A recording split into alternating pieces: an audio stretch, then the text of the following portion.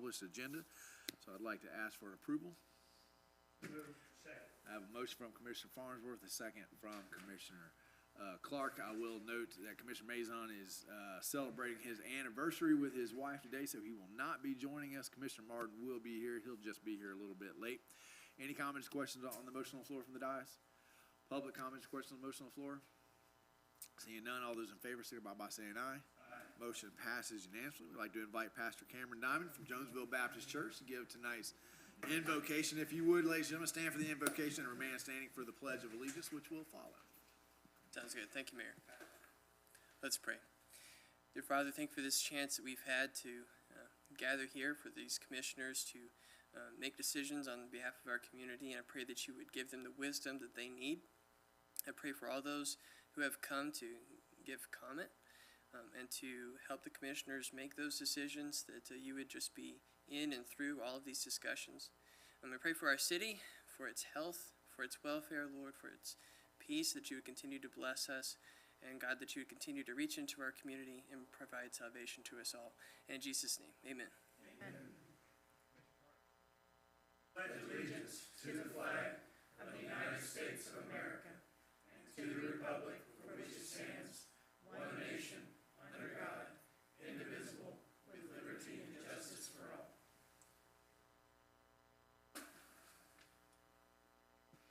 Before we move into our presentations, we had a couple of them. I do want to just send our mine and the commission's condolences to Commissioner Coleman. We know you and your family are going through some trials right now. Our hearts and prayers and minds, thoughts are with you. If there's anything anybody up here can do, you know, I hope you know all you got to do is ask. So just let us know. We'll take care of it. We also, recently lost a local guy who worked for the city, grew up here. I'm going to read his celebration of life into the record and then ask for a moment of silence afterwards. But this is Blaine Robertson's celebration of life. George Blaine Robertson of Newberry, Florida, was born on October 17, 1988, and passed from this life on May 15, 2023, at the age of 34. After graduating from Newberry High School in 2007, Blaine worked for the city of Newberry until 2018. If you knew Blaine, you know how he loved being surrounded by family and friends and took pride in taking care of his wife and his two children, Riley and Reese. On most Sundays, you would find Blaine worshiping and serving at Destiny Community Church. Fishing and building things were two of his favorite hobbies. He is survived by his wife, Marty Hartwell Robertson, his kids, Riley Elizabeth Robertson, and Reese Landon Robertson, his mother and father, Gloria and Donald Herring, his brother Blaze, Emily Herring, his sister, Brittany Troiano, as well as grandparents, aunts, uncles, cousins, nieces, and nephews. This brief eulogy can never encompass all that Blaine was to his family, church, community, and everyone that knew him. A celebration of life will be held at Destiny Community Church in Newberry on June 3rd at 10 a.m. In lieu of flowers, the family has asked that donations be made to the Florida Kids Site Foundation, and we'll make sure we have that website up. If we could, let's just take a moment of silence for Blaine.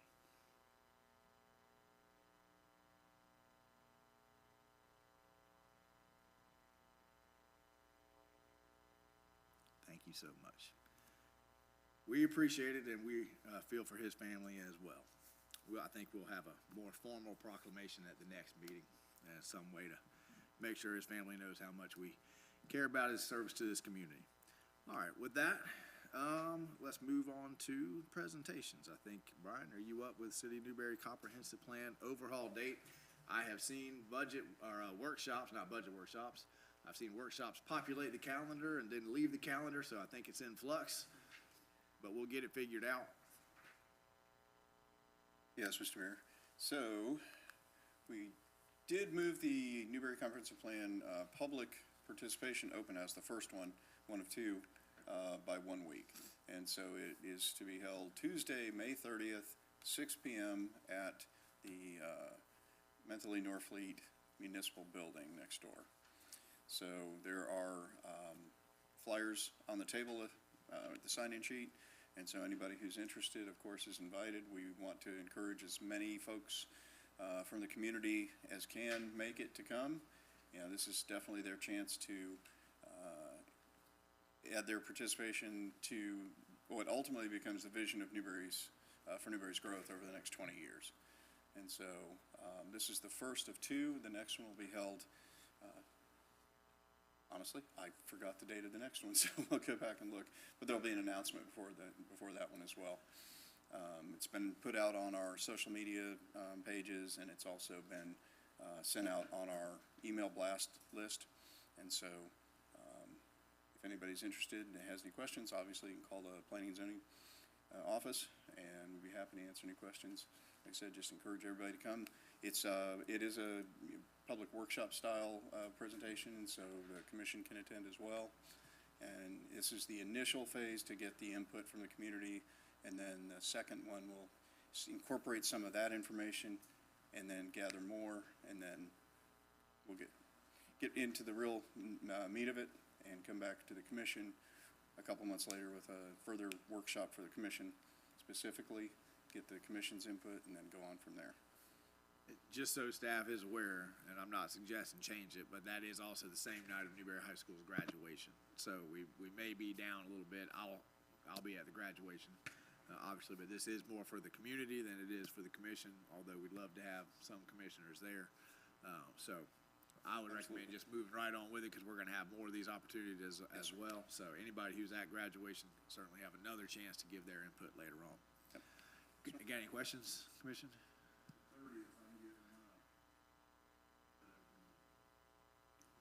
So you'll make it just about 10 minutes late? Is that what you're telling me? We can get you in by Zoom, I think. Yeah. Okay. All right. Thank you, Brian. Thank you. We appreciate it. Okay. Dallas, utility billing due date change. Oh, chaos and anarchy. I mean, you started changing due dates. Yeah, but it's all for the best. It's all for the Okay. best. Tell us why. Recommended action is to just hear the presentation, ask any questions if the commission has any. So we are planning on updating our utility bill due dates. Mostly because currently there is a long length of time between when your bill is due and that consumption that you've used. 45 days on the short end between when you've used your consumption and when your bill is due. This causes a lot of confusion for our residents. They get a bill in May that was actually for consumption back in March. People forget what happened 2 months ago, why their bill may be different. It also causes some confusion because if you log into your AMI portal, it'll tell you your consumption last month was X, but then you get a bill for a different amount because your bill is for last month. So we're really doing this to reduce confusion for our residents, to make our billing process more clear.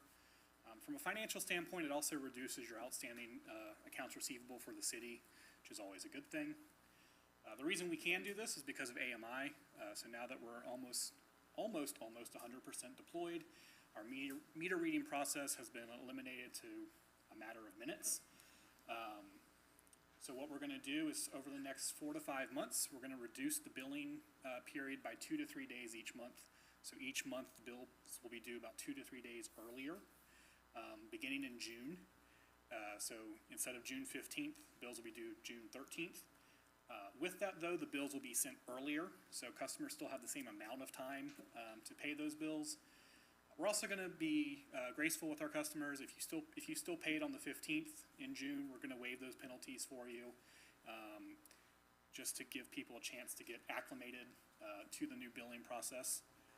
To give you an example of what our current billing process is, if you use consumption in March, we would have typically read meters for about 4 days the first week of April.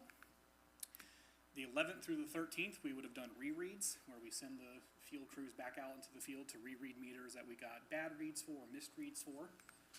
Then we would have had bill due date on the 17th, which would have been for the bills that were sent in March that were for consumption in February. And then the 25th through the 27th, we would have actually sent bills out for March with, or we would have prepared the bills, and then they would have gotten to our customers the first week of May with a bill due date of the 15th. With this new process, once we go through the full implementation, you'll use your consumption in March. We read the meters at 7:05 on April 3rd. I don't know why that's circled. We'll prepare the bills, send them out the 10th to the 12th. Customers will receive them the 17th to the 20th, and they'll be due on the 1st. So you can see it greatly reduces that period. Customers are going to be able to have their bills as early as the 10th, potentially. And then, like I said, have more of a chance to understand what that consumption's really for. So here's our tentative schedule to pull those billing dates forward. We've been cognizant of the different billing periods to not reduce anything too drastically. That's why we're phasing it in over 6 months. So by November, we'll be fully implemented on the first of the month bill due date, and then it'll be the first going forward. Would like to remind all of our customers that we have a variety of ways that you can pay your utility bill, by phone, online, you can auto pay, you can pay in person, you can pay by mail. Our next step after this will be offering multiple cycles, at least a second cycle, so customers can choose their billing date. And then, of course, we're gonna make sure that we advertise this not only in our bills, but on social media and going forward for the next several months while we go through this transition. So happy to answer any questions of the commission. I agree, this is better. Commissioner Farnsworth? Yeah, I agree too, it is better. How many people actually pay online? We get, so we have about 3,000 total customers across all services. On the 15th alone, we process about 600 customers' online payments, so I'd probably, without looking it up, probably 800 to 900 customers pay it online or through auto pay. Now, recently you were able to negotiate a reduced amount for the, For the e-check payment, so if you pay with auto draft from your bank account or with an e-check, we have reduced the fee. That is free to the customer. The city pays the fee for the e-check. We do not pay the fee for credit card transactions. okay.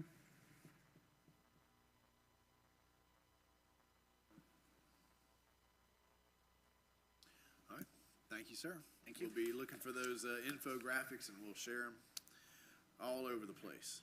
Mr. Mayor, just to mention what's clearly obvious, but another benefit of AMI, there are many more benefits still to come, but giving customers the information at their fingertips was certainly primary, but you're gonna start seeing more and more secondary benefits in the upcoming months and years.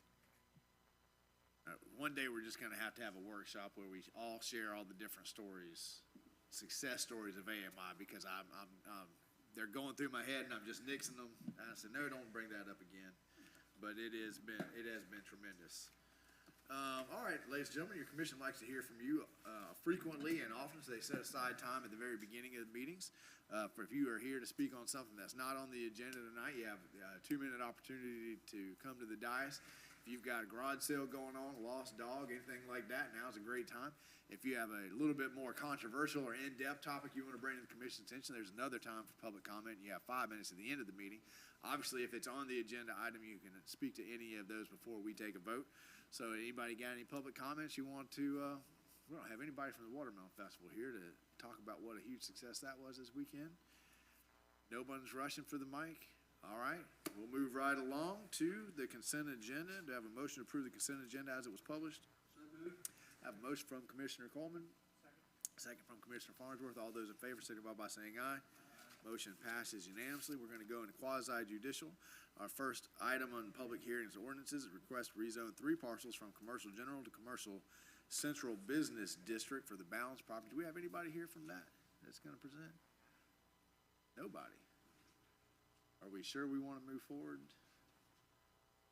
with, okay. All right, we're entering into a quasi-judicial procedure. This means the commission will stop being a legislative body and become a judicial board, which means that we have to follow certain rules and adhere to a different standard of decision-making. The primary rule we must follow concerns testimony. The substantial and competent evidence standard must be met when the judicial board makes a decision. The standard states the following, and I quote, all public testimony will be taken under oath. Everyone testifying will be subject to cross-examination. All documents and exhibits will be entered into evidence, and giving of opinion testimony is limited to experts. Closing arguments will be limited to the evidence of record. At this point, I'm going to ask the attorney, if you would please read into the record the ordinance by title and number, if there is. This is, Should have introduced, I'm sorry, we have a new fan, I think this is our first meeting with us. If you did the ethics training, we got to know Attorney Adams really well, right? But Danielle Adams, thank you for coming. thank you for having me. We appreciate you being here. I should have done that at the beginning, I apologize, jumped right into it, so. It's all right. The commission was here when Scott put me at the podium, so. We're gonna ask some really deep, in-depth legal questions tonight. Yeah. So just for fun. Yeah. Yes, all right. All right. Go ahead. All right, this is ordinance number 2023-18, LDR 23-11, an ordinance of the City of Newberry, Florida, relating to the rezoning of approximately .9 contiguous acres, more or less, pursuant to a petition by the property owner of said acreage, amending the official zoning atlas of the City of Newberry Land Development Regulations, providing for rezoning from Commercial General CG zoning district to the Commercial Central Business District CCBD zoning district on certain lands within the corporate limits of the City of Newberry, Florida. Tax parcel numbers 02231-000-000, 02232-000-000, and 02233-000-000, providing severability, repealing all ordinances in conflict, and providing an effective date. At this point, I'm going to ask the clerk if you would swear in the applicant, staff, and anybody wishing to participate and speak here tonight. If you're here to speak to any quasi-judicial tonight, guys, it'd be great if you just stand up. We get you sworn in right now. I have to read through this procedure one time, but as long as nobody new enters, we won't have to go through this again for each one. No one else? Speak now. Oh, there we go, just in case. All right, Madam Clerk. Okay, please state your name, starting with. John Paul Perez. Brian Thomas. You hereby swear or affirm the testimony you are about to give is the truth, the whole truth, and nothing but the truth. Thank you, Madam Clerk. Before we begin, we need to disclose any ex parte communication and disclose whether any member physically inspected the property. Ex parte communication or any conversations or transmission of information that may have bearing or influence on any voting member's decision. Commissioner Coleman? Commissioner Clark? Commissioner Farnsworth? I'm a non-voting mayor, but I have none either. I will now explain the order of presentations that we're going to follow for every quasi-judicial item before us tonight. We're going to hear from the staff first with an overview. Then the applicant, who's not here, will have the chance to make a presentation with no time limit. Then staff will give the report and recommendation, also with no time limit. I've not been contacted by anybody wishing to claim a third-party intervener status for any quasi-judicials tonight, so that's going to move us to public comment. Any member of the public wishing to speak to this agenda item will have 3 minutes to do so. Then the applicant can cross-examine staff, and cross-examine members of the decision-making body through the chair can ask any questions of the staff or the applicant. Final arguments will be heard. The city attorney will advise the decision-making bodies applicable law, and the factual findings must be made to accept or reject the application. Then we'll deliberate, and after deliberations, we'll have a motion. Staff, give us the overview. Thank you, Mr. Mayor. John Paul Perez, Planning and Economic Development Department. The subject property is generally located on West Newberry Road, southwest corner, and 257th, I believe it is. And the request before the commission tonight is simply to rezone it from Commercial General to Commercial Central Business District. This is in our downtown, so a central business district zoning does make sense for this property.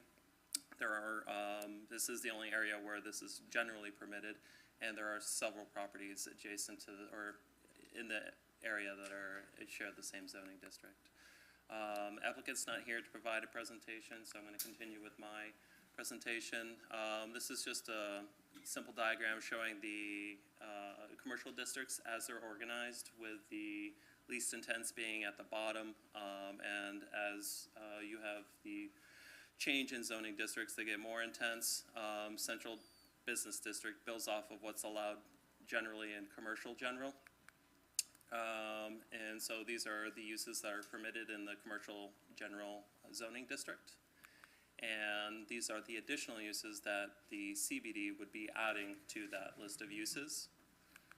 And right now, we're only considering the rezoning of the property. We're not considering development of the property. That'll come at a future date with the site and development plan. So I just want to make that clear, as your decision is just a rezone, not for any development. And with the site and development plan, we'll address things such as parking and stormwater.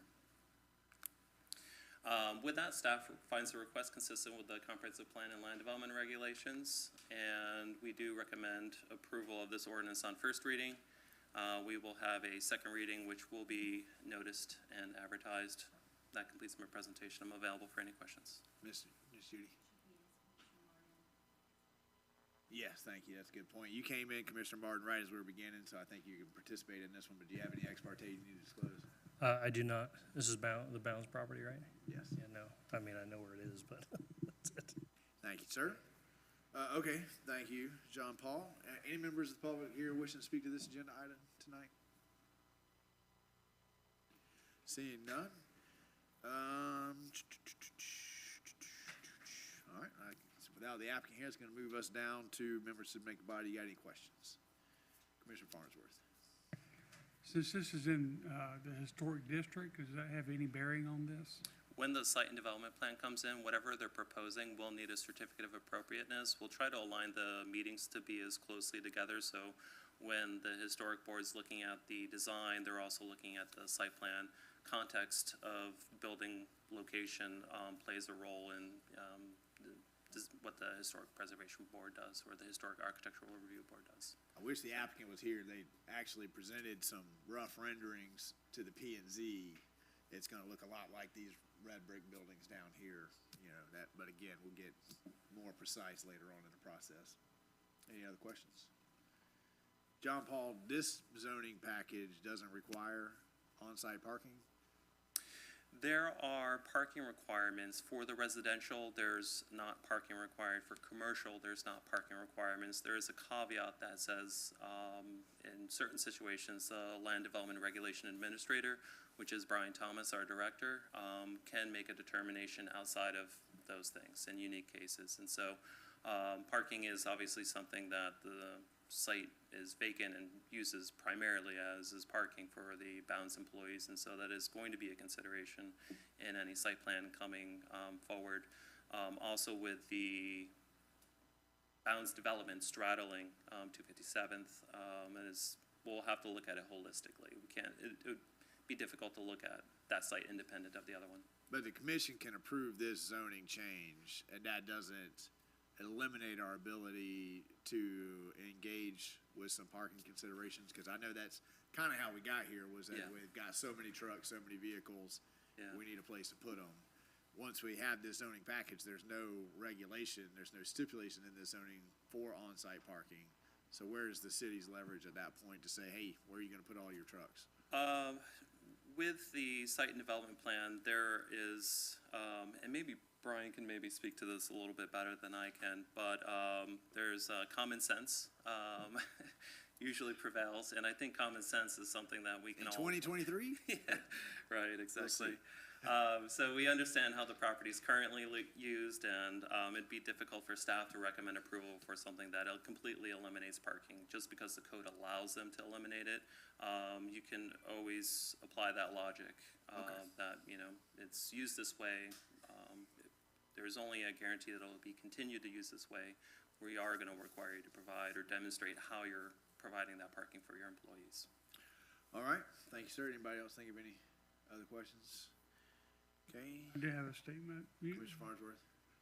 Before there was a house on that property, so they were parking somewhere else. I don't know. Were they parking behind their Well, I think, existing a building? residence has two parking places. I think Bounds is gonna have, you know, 10, 15, 20 trucks that are going out. So that's the, and I agree with John Paul. I think we have plenty of time to figure that out. I just wanna make sure we're not putting ourselves in a situation where the applicant can then come back and say, well, you approved that zoning package and you can't require any on-site parking. So as long as there's still a vehicle for us to have that conversation, I mean, I wish y'all could see the rendering, because it looks like it's gonna be a beautiful addition to the community. However, we also gotta figure out where all those trucks are gonna go, because we have a lot of businesses in town where we have said, hey, you know, we think you're gonna have more customers than what you think you're gonna have. They say, no, I think those park places are gonna be okay, and then 6 months later, we're all fielding complaints about folks parking in people's yards, right, those kinds of things. So, as long as we still have the opportunity to engage in that conversation later, I think we're gonna be fine. Was that it, Commissioner Farnsworth? Commissioner Martin? With regards to the building that was torn down, did we've put some sort of a lien on the building, I believe, for being able to redo a building there because they didn't get a permit to tear it down or something. That probably is addressed under the actual building part of whatever goes on there, but I just want to make sure it doesn't have any lien on whether they can rezone it or anything like that. When, You follow me? Oh, got you. I don't think we have a caveat that prevents you from making a request to the board if there's a lien on the property, or if there's a code violation on the property. Is it okay if I request Brian Thomas come up to the podium real quick? I thought that issue He's was got settled. a full breadth knowledge of what Yeah. happened there previously, so. Come on up, Brian.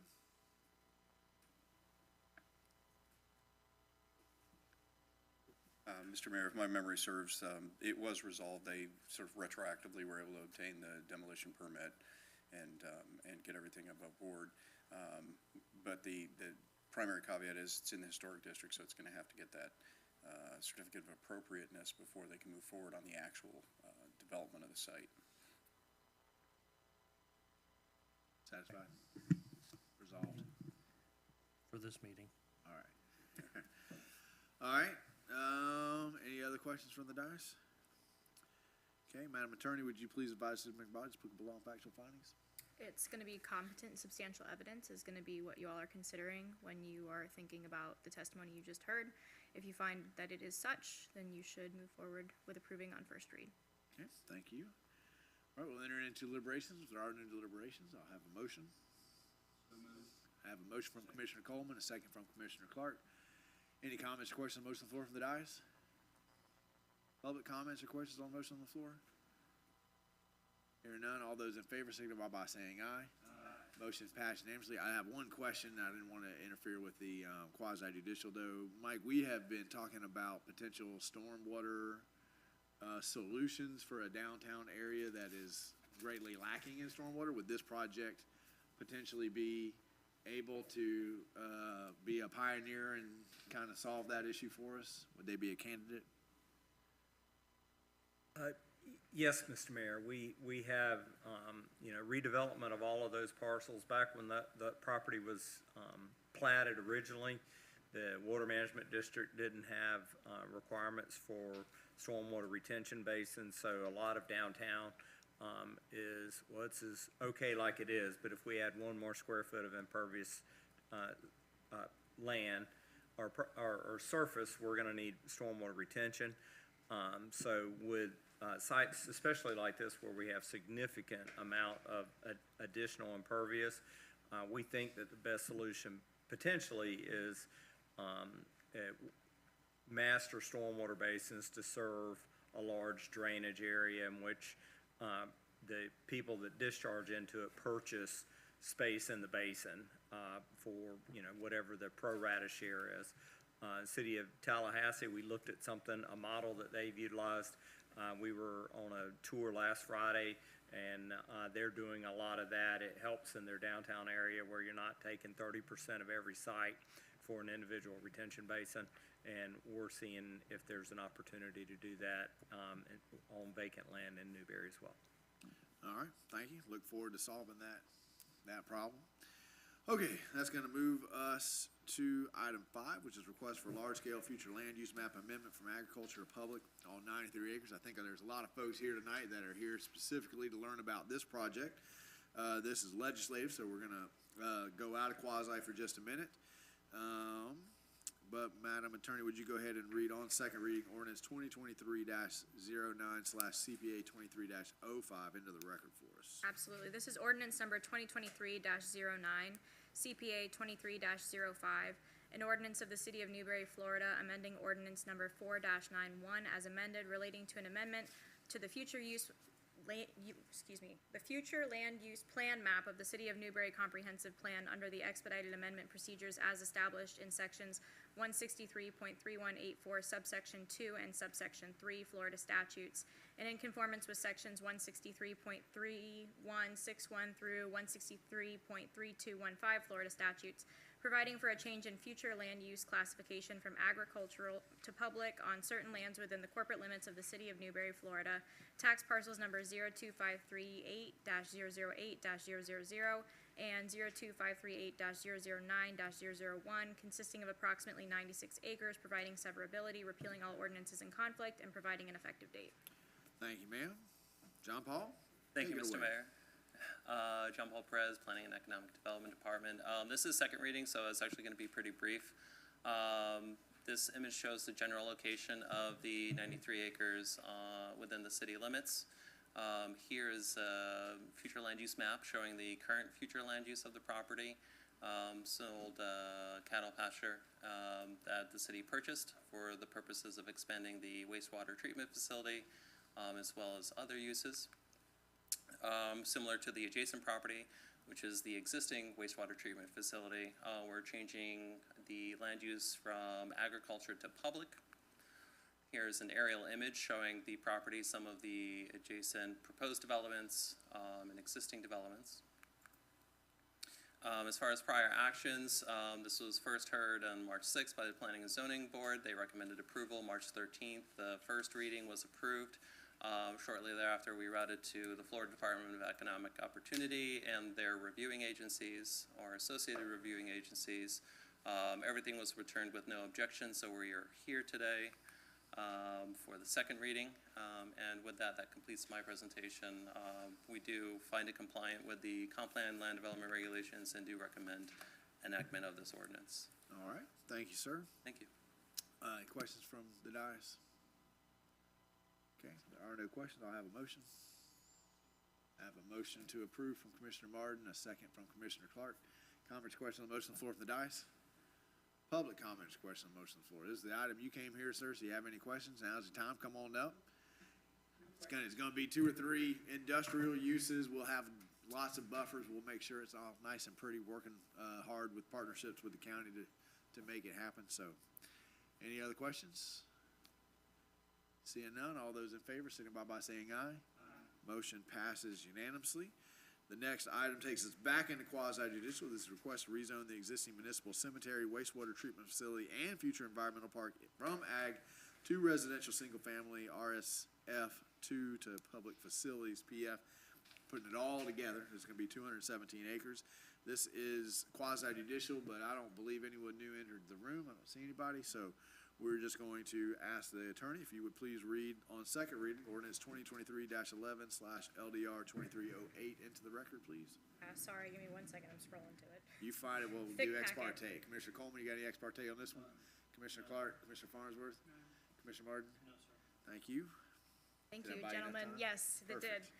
This is ordinance number 2023-11 LDR 23-08, an ordinance of the City of Newberry, Florida relating to the amendment of the official zoning atlas for the rezoning of 218 acres, more or less, pursuant to an application by the City of Newberry, amending the official zoning atlas of the City of Newberry land development regulations, providing for rezoning agriculture Role A and residential single-family RSF-2 zoning district to public facilities PF zoning district on certain lands within the corporate limits of the City of Newberry, Florida. Alachua County tax parcel numbers 02536-000-000, 02538-001-000, 02538-004-000, 02538-005-000, 02538-007-000, 02538-008-000, 02538-009-001, and 02538-010-000, providing severability, repealing all ordinances in conflict, and providing an effective date. That's great. Scott always messes up. I'm tired, Good job. and I didn't say Good it. job. Okay, we've ex parte'd, we've read it in, we've sworn in. I'm not gonna go through that. Staff, go ahead and give us overview, John Paul. Thank you, Mr. Mayor. Again, John Paul Perez, Planning and Economic We're Development the Department. applicant on this one as well, so. We are. You The can just city blow right is. through 'em. This is second reading of ordinance 2023-11. This is a rezoning for the entirety of the cemetery, current wastewater treatment facility, and the 93 acres that we just saw the future land use map amendment for. This is the general location of the property within the city limits. This is the current zoning map, which is a combination of both agricultural and single-family zoning districts, in which public buildings and uses are allowed as a special exception. We've since adopted the public facilities zoning district. We are now rezoning this property to public facilities. And just as a reminder to the commission, for public facilities, when we get to the point of site and development plans, it is the city commission that'll be hearing the site plans for adoption, not the Board of Adjustment, even though they are the same body. So the proposed zoning district is public facilities. This is an aerial of the property, just showing some adjacent developments, current developments. First reading was on March 6th. First hearing was March 6th for the Planning and Zoning Board. March 13th was first reading of which it was adopted. Since this is zoning, it's contingent upon the adoption of the future land use. The two future land use have been adopted now. We are able to consider this one for rezoning. With that, staff finds the request consistent with the comp plan and the land development regulations, and we do recommend enactment of this ordinance. That completes my presentation. Thank you, sir. Would any member of the public like to speak to this agenda item? If so, you have 3 minutes to do so. Seeing none, I don't see member decision making body. Do you have any questions? Second reading, we've seen this presentation before. No questions here. We're not gonna make a final argument. None. All right. Madam Attorney, would you please advise decision making bodies applicable to all factual findings? Absolutely. So competent substantial evidence, as I said before, is going to be your standard. Apply that to the facts that you've just heard. Thank you. We'll enter into deliberations. If there are no deliberations, I have a motion from Commissioner Clark. Second from Commissioner Farnsworth. Commissioner Martin. Thank you, Mr. Mayor. I have kind of said in other places, I just don't think I had mentioned it here before the body. I'm in support of changing the zoning, but right now I'm reserving opinion about the meat processing plant. From a public standpoint, my concern at the moment is kind of the county's ability to pull it off. I am totally in favor of decentralizing our food system and food security and all that stuff, but I'm concerned about it being another cost center that the county creates that our taxpayers end up having to fund long-term when it's not as successful as it potentially is. I'm cautiously optimistic on that point, but I just wanted to put that out publicly at this point in this forum. Thanks. Thank you for that. And just for the public, what we're doing right here has nothing to do with the meat packing. Meat packing is a potential project that may go on the environmental park, yet to be determined, but changing the zoning here and putting all these together. Any other comments? No? Okay, I had a motion from Commissioner Clark, seconded by Commissioner Martin. Farnsworth. Any other questions on the dais? Public questions on the motion on the floor? Seeing none, all those in favor signify by saying aye. Motion passes unanimously. It's going to take us to our first agenda item. Item 17 is approval of ranking and authorization to negotiate a contract for construction manager at risk services. I think we're all excited. We're going to try this out and see how it goes. Travis? Good evening, Mr. Mayor and Commissioners. Don't dampen my excitement now. I'm excited. No, let's be excited. Yeah. I'll start with the recommended action. We ask that you accept the evaluation committee's rankings, authorize the city manager to begin negotiations with the top-ranked firm, and if negotiations were to fail, go to the second firm. Quick background, August 2022, we hired CHW to do a detailed design of our City Hall campus and building. They hired Monarch, who we'd worked with through the conceptual design, and they're currently working through it as we speak. January 23rd, you guys authorized us to seek qualifications for a construction manager at risk for the City Hall construction project. We broadcast the solicitation on April 10th, and they were due on May 1st. We received proposals from A.D. Morgan, Ajax, CPPI, Share Construction, Scorpio, Ulrich, and Parrish McCall. Our process to develop the list, or the ranking, was based on 5 different items. Past performance and project history, experience and qualifications of the project team, understanding of the scope and what was needed, outline of the work plan and the approach, and the ability to meet time and budget requirements. As you can see, kind of some specifics as to what we're looking for from each submission. We had an evaluation team of 4 reasonable and prudent people, and we had a rating scale of 1 through 190. And as you can see, Scorpio was the #1 ranked firm with 722 points, followed by Ulrich and Parrish McCall, and then the list down. And those were all based off of these items. And recommended action to accept the evaluation committee's rankings and for the city manager to begin negotiations with the top-ranked firm. Okay, questions? Have a motion from Commissioner Farnsworth? Well, hang on, let me get a second before this motion dies. Are you gonna second it? I'll second it. All right, second from Commissioner Clark. Question, Commissioner Clark. As this, I see how it laid out and, the way it ranked. So if we have, which Scorpio did our school, we met them That's there, right. up there, and say, we get 3 projects going, are we allowed to pick anybody else, or Scorpio is now ours for it? This was everything? specifically for the This is City for Hall City Hall? project. We'll go back into another phase of doing another, got it. This is our City Hall project only. City Hall. So, and just so we know, Yeah. so it's clear, we still have off-ramps, right? Oh, yeah. The staff has heard, we're gonna pave a road first, right? So I don't wanna mix messages up, right? No, this is Staff just moving us construction along. management. Just construction management, still have off-ramps, right? So you can vote yes on this, that's not binding your hands later on. Obviously, if prices continue to go, right, then that's a different consideration, but gets us moving along the project. I thought Travis was gonna do City Hall. Well, he can swing a mean hammer now. Commissioner Martin? Thank you. I'm excited to see this, this moving forward. In the interest of public disclosure, I do know the lady in the back, Jen Denault. I've actually known her for about 30 years. She, I, 100 years, come on no, now.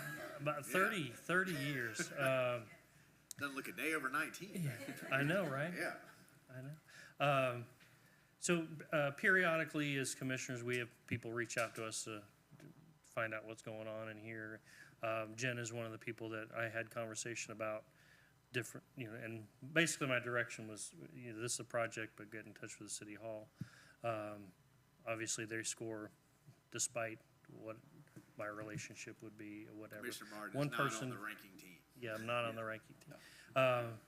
One of the other construction companies that I had made aware did not submit a bid, so that's not an issue. But fair and impartial. I got no dog in the fight here, but just public disclosure. All right, I have a motion from Commissioner Farnsworth, seconded by Commissioner Clark. Any comments, questions, motion for the dais? Any more comments, questions? Public comments, questions? Come on down, sir. Good evening, everybody. My name is Matt Marino. I'm the Vice President of Ulrich Construction. And first off, I just want to say thank you, Commission and Mr. Mayor, for having the meeting and considering our proposal. I'm here today just to speak on behalf of my company. We're a local company, been here for 20 years. Big part of this Newberry committee. Ivan sends his apologies. He's currently stuck in traffic in Orlando right now and couldn't make the meeting, so he asked me to come on his behalf. But anyway, excuse me. Wanted to say that while we respect the committee's findings and, no disrespect to anybody else that was selected on the list, we do ask that the commission rank as they're currently listed, but we also ask that the commission hear all presentations because it is not typical to just rank based on books and select on that. So we do ask you to think about that in consideration because we would really like to have an opportunity to present our qualifications in an oral fashion to the committee. When you say an oral presentation, that just what it means? You got a PowerPoint, you come up, you introduce yourself, that kind of a thing? Yes, sir. In a typical fashion, a committee will review the books. They'll rank the order to whittle it down to possibly the top 3 or 4 firms. And then from there, they'll give the opportunity for oral presentations with being a PowerPoint showing project experience, approach to the project. And that way, the committee has an opportunity to meet the folks that they're actually going to be doing business with as opposed to just reading it off a piece of paper. I mean, I'm kind of interested in that. I mean, it doesn't sound bad. I don't know that I want to hear 7, but maybe the top 2 or 3. Commissioner, or, Manager New? Mr. Mayor, the bid proposal form, the RFP that we put out does afford for that opportunity if the commission desires. I would, with no disrespect to the speaker, I think that there was substantial evidence. I could tell you there were 7 qualified firms. It was which firms were most qualified. So I think for a project of this nature, staff's recommendation is that we not pursue that. We are in a bit of a time crunch as it is. However, of course, that is the commission's decision, and if the commission says they want to sit through presentations, typically it'd be the top 3 firms, and each firm is afforded, say, 15 minutes for a presentation. Then we will, of course, make arrangements for that. Is staff's objection 90% the time crunch, or is there another consideration that the commission should consider? I think in this instance, for the scope, the complexity of the project, both of which I would scale as moderate to low. This is not a sophisticated project for these types, for this type of solicitation. They get much more sophisticated, and I think those are times when a decision-making board may want to hear a very detailed, what is your project approach? But this is a pretty straightforward project. I was on the ranking committee. I can tell you that the 7 firms that submitted proposals, there wasn't a great diversity of thought and, radically different approaches. So again, we're willing. I think, and I don't want to understate the time crunch. This has been about an 8-week slowdown to go this route, and now the commission hasn't set a date for bidding it, but the design has been kind of in a holding pattern for, the better part of 2-3 months as we went through this process. Okay. I mean, I think the reason that it appeals to me is because this is a new process for us, right? We've never really done this before, and having the opportunity to kind of hear from each person, and I understand the staff's time crunch, but I don't necessarily feel a time crunch on City Hall. I think it's on y'all's time. So if y'all are ready to go guns blazing, I'd also notice we're down a commissioner, so if we allow for presentations, we put it on the next meeting. We'll have a full board here to hear those presentations, but it's y'all, whatever y'all want to do. If y'all are interested in hearing those presentations, or if you want to let staff move forward with the top one and you want to hear presentations, any other? I got one commissioner wants to hear presentations. Commissioner Martin? I'm kind of indifferent to a certain extent.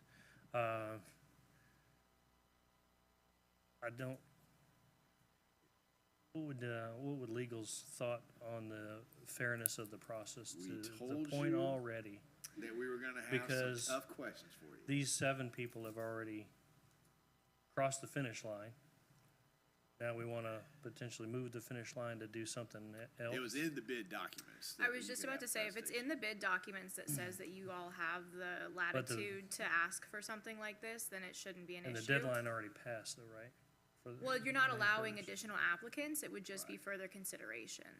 And again, I'd say top 3, right? I wouldn't ask for 7, but because can you put the rankings back up? Because 2 Yeah, and 3 sensitive. were. I'm relatively sensitive to that and somewhat indifferent, but I don't know. Can we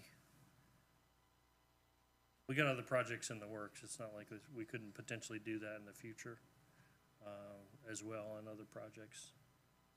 Maybe it is worth considering, but I don't know. That's just my thinking out loud part. Travis? In our pre-bid meeting, we did discuss that could have been a possibility that was open to us, that we would bring them in if we got to a point where it was generally, very close. So, I'd say if Scorpio was at 680, that would be an opportunity, I believe, that would warrant, a presentation.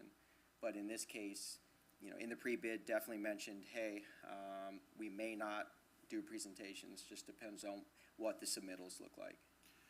Again, my thought here is we've never done a construction manager at risk. I know that we've seen some renderings from a different company that weren't terribly well received from you guys. I think that this is a project that, it may be simple in Scorpio and Old Ridge world, but in my mind, getting City Hall right, that's our face. It's a big deal for me. But at the same time, I guess I'm kind of on Commissioner Martin's page too. We have a process. We got one that's ranked.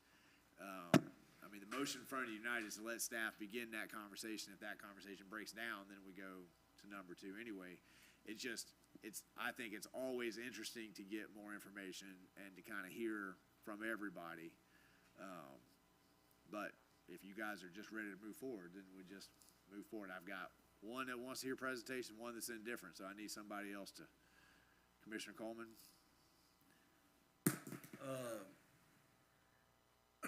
Because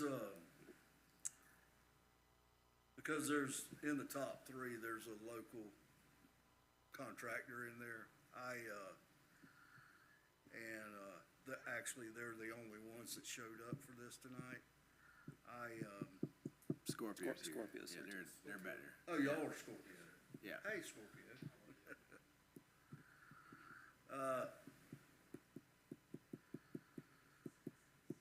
Give me a second. You want Commissioner Farnsworth to No, buy you a few no. minutes? No? Ponder on it? Again, we're talking about 2 What other weeks. projects are gonna, right now, that we're gonna need these right this second? This is Still, it.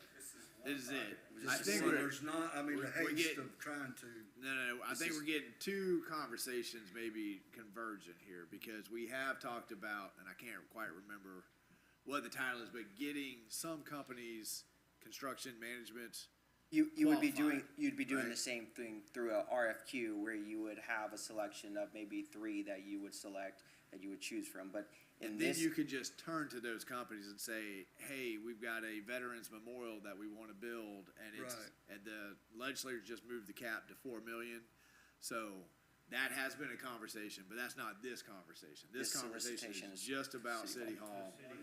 One project, so one company's gonna get one project, but then we will have that conversation, and in that conversation, I think you can accept 1 company, 2, 3, and then you just have them kind of on hold, waiting there to go. They've already been approved, right? But that's a separate conversation, but they both have construction management kind of in the title, which is what I think we're getting. right, The conversation here is, do we, because City Hall is the public face and we're gonna be working on this for a few years, do you wanna hear from all 3 companies? I do.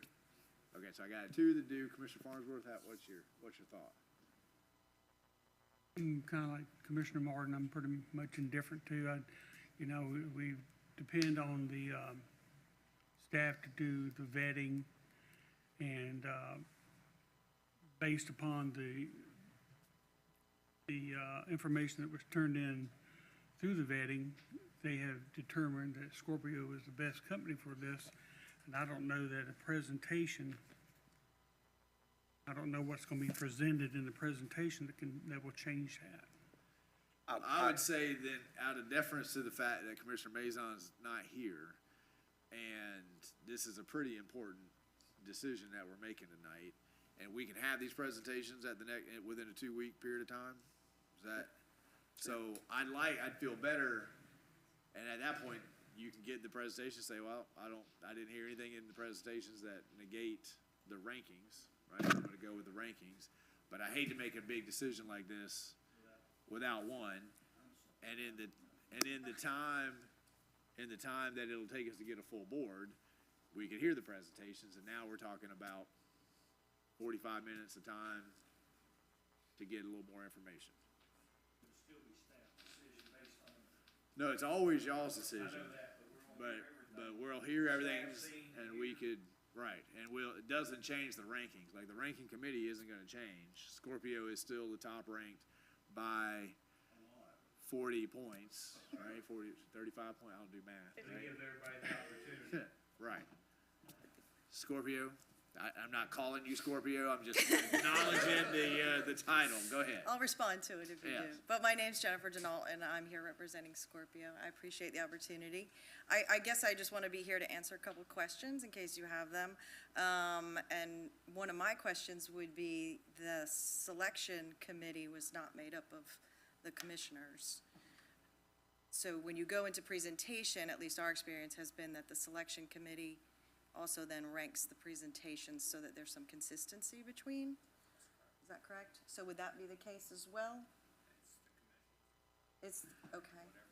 That's just too enlightening for me. Right. It really is. Tell me more about that metaphor. I'm gonna change it. So you want the presentations, but you want staff to rank the presentation, you want the same ranking committee to rank the presentations? No, with that high of a score I'm looking at here, was there any city officials on this ranking part? No, sir. It was all staff, All staff? correct. I'm changing. Okay, so I got two that are indifferent, one that doesn't want to, and one that wants to see the presentation. And Any thought that, because, I mean, my consideration here is, you know, in 2 weeks, you could have the presentations and a full dais, right? So, I don't know that Commissioner Maison would change anything here or not, but we generally try to hold off big decisions until we have somebody, and I don't know that, and this is no offense to Ulrich or Scorpio, but I think they're probably both excellent companies, and we would end up with an excellent city hall with either of them. So the decisions are gonna come later with the renderings, what it looks like, square footage. Commissioner Martin? Well,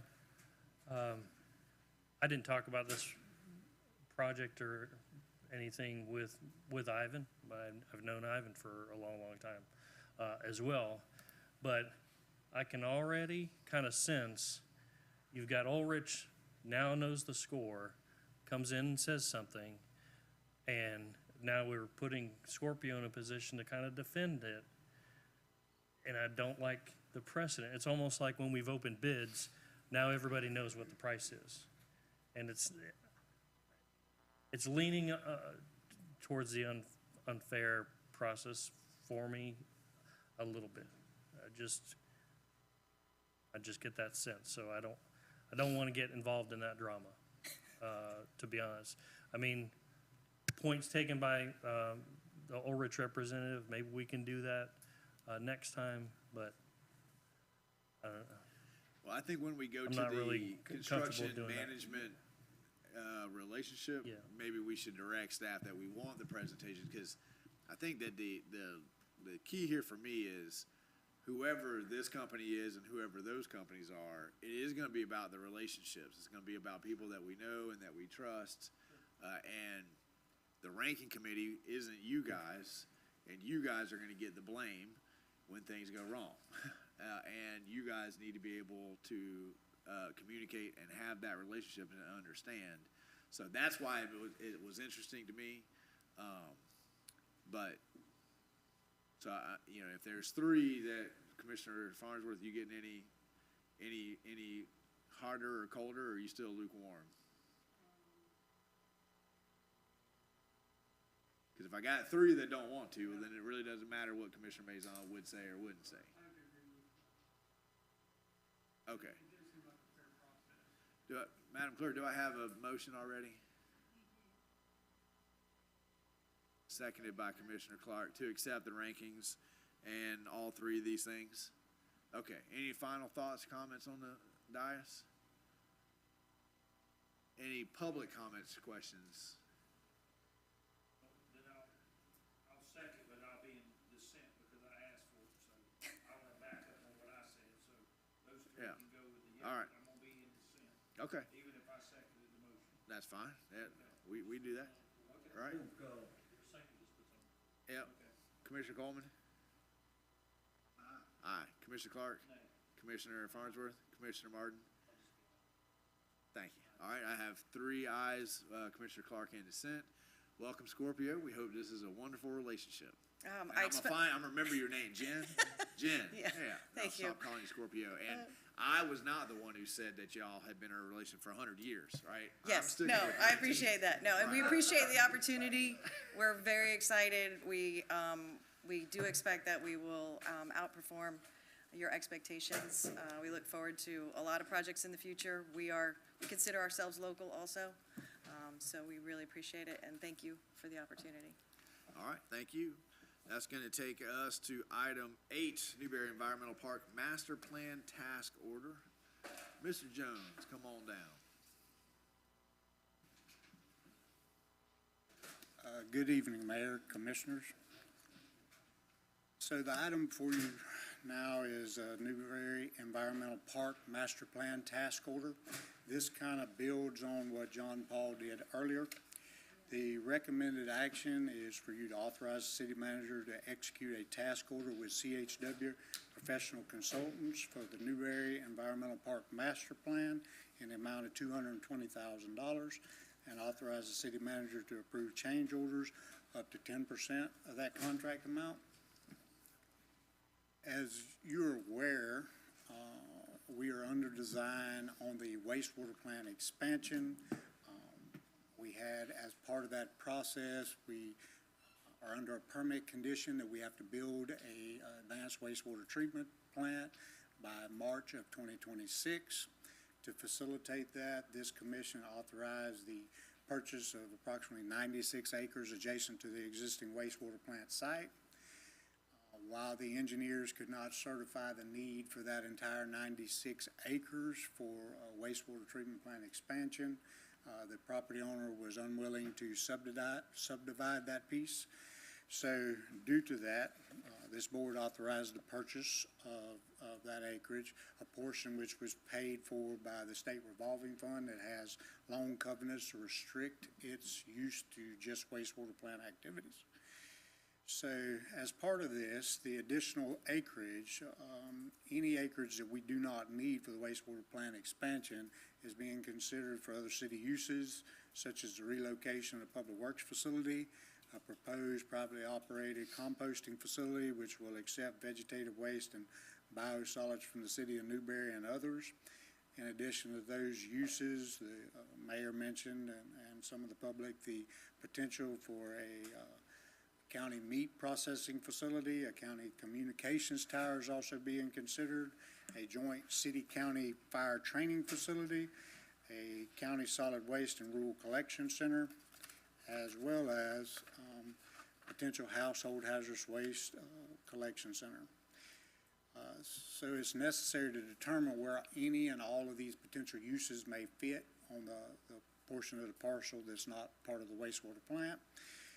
So to design, permit those wastewater lines, potable water lines, stormwater conveyance systems, roadway network, and interconnectivity to the adjacent roadways.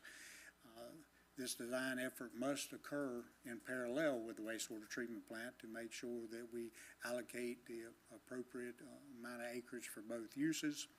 And this is a separate design effort that would be paid for and the expenses tracked separately from the wastewater plant to ensure compliance with the grants that we obtained for the wastewater plant. So we solicited a proposal from CHW to assist the city in this master plan effort. Proposed fee of the work is $220,000. It's identified in our adopted budget, and as part of the wastewater treatment plant expansion project, it's eligible for future grant reimbursement once we would determine what uses go where. And it's a required element of the city's land development regulations. So this would be the facilitating factor that would bring back construction plans for this body to approve as to how that additional acreage was developed. So with that, I'm available to answer any questions. One thing I did forget to mention, and that's one of the reasons I included this slide right here, there's been a lot of discussion and anecdotal conversation about where certain uses may happen on the property. And I think this board has heard me mention numerous times that the geotech would determine that. This map depicts areas on the parcel where, you know, the lime rock is less than 6 inches from the surface. while certain uses can be built on that, other uses may not. And this master plan process will help us determine what fits where geotechnically as well as physically. Limestone within 6 foot of the surface of the ground level. It's what you hit every time you try to put a fence post in the ground.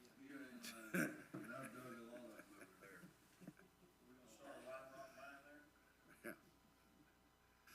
Considered use. Commission questions?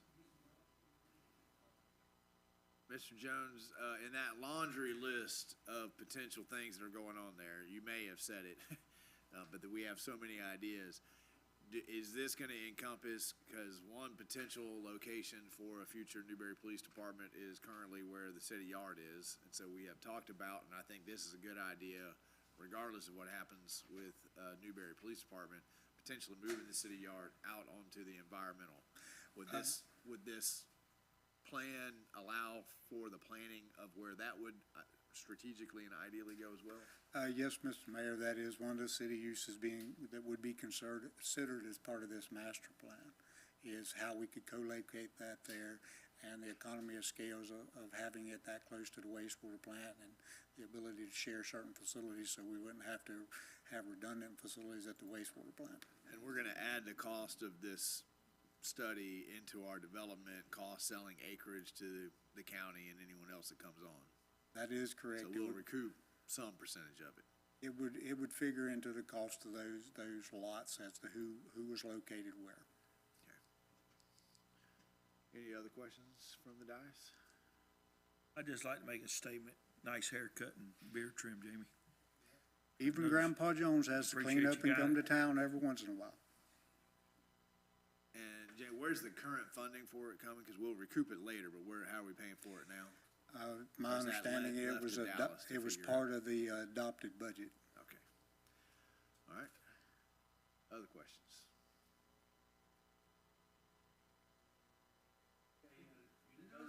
You didn't notice this? No, I didn't. Oh, okay, well, you need to recognize this. Well, we appreciate the compliment. Do I have a motion for the two recommended actions? I have a motion from Commissioner Clark, a second from Commissioner Coleman. Comments or questions on the motion floor of the dais? Commissioner Martin. Well, I appreciate the staff keeping us on track with some of these things like that, so well done, appreciate it. Public comments or questions? Hearing none, all those in favor signify by saying aye. Aye. Motion passes unanimously. Thank you, Mr. Jones. I don't care what Mike says, you go on home. Saying you're gonna sit down anyway. Yeah. All right, that's because you gave him a compliment.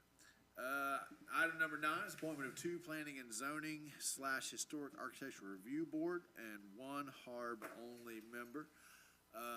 Commission and public, remember that we just redid our ordinance about P&Z. Part of that ordinance is staff has looked and reviewed all the applications. They've looked at our current board members. They're looking for areas that we don't have, perspectives that we don't have, background that we don't have, and they have a suggested ranking for us. And I may be stealing all of Brian's thunder going through this, but I wanted to remind everybody that we've kind of changed this a little bit every time, but this is our first go around with this new ordinance. So Brian, take it away and tell us what we're going to do tonight. All right, thank you, Mr. Mayor. So just as a reminder, seats 4 and 5 on the combined Planning and Zoning and Historic Architectural Review Board members are up for appointment. And then there's seat 6 of the HARB, which is, there's 2 extra HARB seats. There's 5 Planning and Zoning Board members that also serve on the HARB, and then there's 2 additional HARB members that only serve on the HARB, and one of those seats is up. And the purpose of that was so that seats 6 and 7 on the HARB were to try to fill specific skill sets if the applicants were able to do that. And so there are 5 applicants in total for the Joint Planning and Zoning Board and HARB seat, 2 seats that are open. There was 1 applicant that applied to serve on both the HARB or the PZ, And then there was only one applicant that applied to serve on the HARB only, not the PC. And so, based on direction by the commission, staff took the applications that were received. We all three of the planning staff read those and came back with their individual evaluations, and we ranked them based on those considerations for the commission. Staff's ranking is just that, suggestions. This commission, of course, is always within their purview to pick whoever they choose based on the applications. I believe they were provided to you in the backup documentation to look through as well, so you may have come up with different opinions on this. No, sir. But any of them are free to come and introduce. And so, in order of staff's evaluation ranking, these are the candidates. They all, in staff's opinion, could serve just fine, but based on the information presented, that was the ranking staff came up with. And so, what staff recommends is first, Don't give one to me. I'm a non-voting mayor. Yeah, leave it up there. Non-voting mayor, I don't vote on anything. You guys each circle the candidate that you would like now. Then we're gonna give those, just one person. We're gonna give that back to staff if we agree in the first round. Then we will pass out another sheet to vote on the second seat. Once it's done, put it right there towards the middle. Brian will take it up. Go back there, do some mad calculating.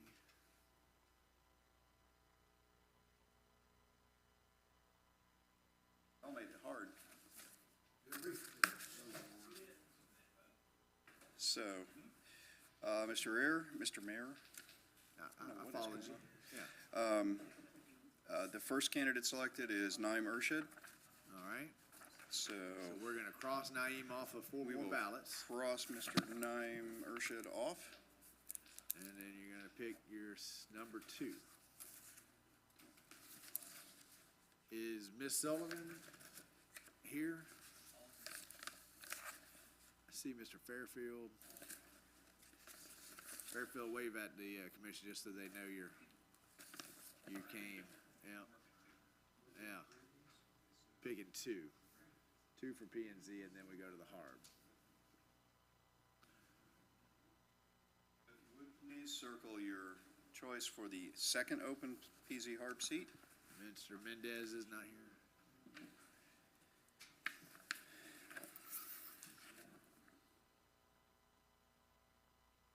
All right.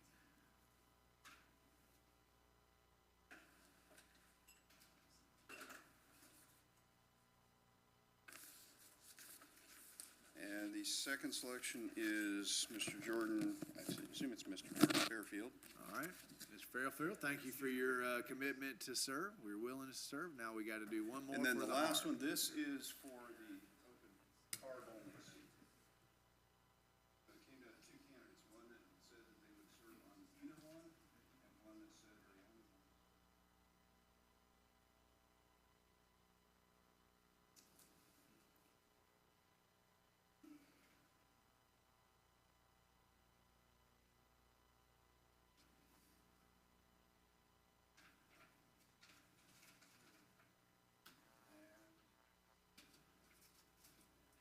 Looks like the commission's unanimous selection is Ms. Paula Willis for the All open right. HARB seat. Praise the Lord, we did that. We went right on smooth. Look at that. It only took 7 years, and we got this thing figured out. All And right. so then, Paula Willis. Mr. Mayor, the next step would be to approve Resolution 2023 and 35, which assigns the 2 new HARB members, or PZ HARB members, and then 2023-36, which is the appointing HARB member. All right, so we're gonna have 2 motions here after the attorney reads. So we've got one for the 2 P and Z and / HARB, and one for Was just the aggressively HARB. scrolling through the packet. And I know that the staff is very excited, but Travis, Mike, John Paul, we're having a hard time focusing right now. Thank you. All right, Madam Attorney, would you please read Resolution 2023-35?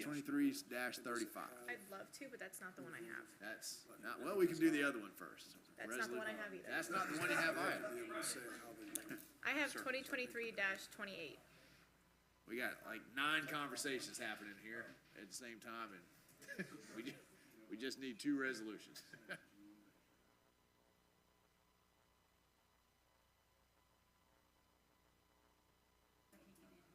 If anybody Dallas can says pull he it can up, pull it I'll up on read it. his computer. Yeah, forgot your password? Oh.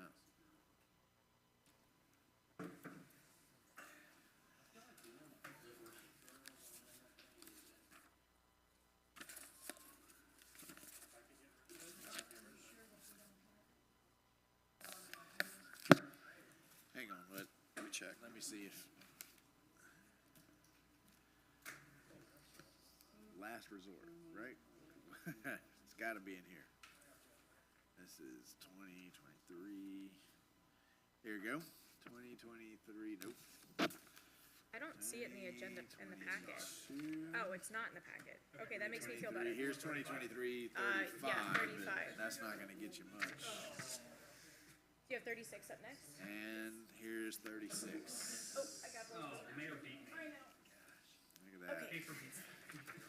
All right, resolution number 2023-35, amending resolution 2022-62, a resolution of the City of Newberry, Florida, appointing members to the Planning and Zoning Board of the City of Newberry, Florida, establishing calendar year appointment terms, repealing all resolutions in conflict, and providing an effective date. Thank you, Madam Attorney. Or Mr. Mayor, not Madam All Mayor. right, do I have that motion? So moved. I got a motion from Commissioner Martin, seconded by Commissioner Coleman. They were timed out. Any comments, questions, motion on the floor from the dais?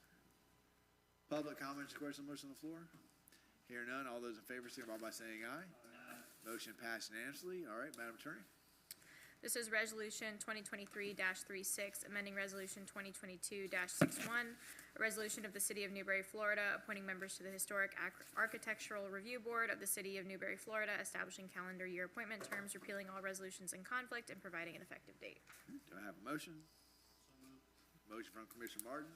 Second from Commissioner Coleman. Any comments, questions, motion on the floor from the dais? Hearing none. Public comments or questions, motion on the floor? Hearing none. All those in favor, signify by saying aye. Motion passes unanimously. All right. Mr. Mayor, I have to ask one last question. I need to know, and if Commissioner wants to tell me after the meeting, which of the commissioners voted for T. Jane Sullivan? The others were all unanimous for Mr. Jordan. You just had, vote is part of the public record. Because it's part of the so we have public to say record. who's voted on who, so you can do it afterwards if you want, it's fine. That's gonna move us to RBDG Grant Award, Agritech, come on down. We like awards, we like grants. So we're gonna like you tonight, Dallas. Well, I've got We'll get 3 used more to it. items, so maybe not. Okay. Well, I was trying to bolster you up. I appreciate it. Yeah. Mr. Mayor, back in February, the board authorized us to apply for a grant through the USDA for the RBDG grant program. That's the Rural Business Development Grant Program. The city applied for $55,000 in grant funding from USDA to be matched with $20,000 that we had previously received from a Duke Energy grant for a total of $75,000.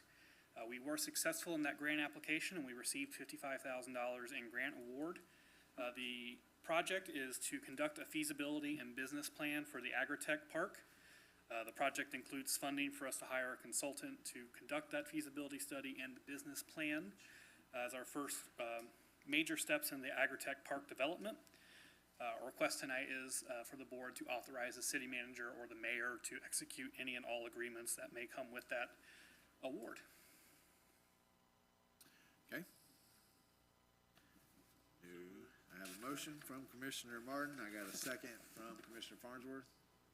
Any comments, questions, motion on the floor from the dais? Public comments, questions, motion on the floor? Hear none. All those in favor, signify by.